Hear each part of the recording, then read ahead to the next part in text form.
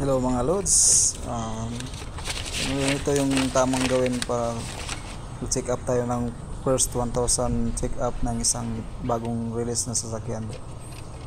Titingnan mo natin yung oil level, check natin yan, saka tingnan natin okay na.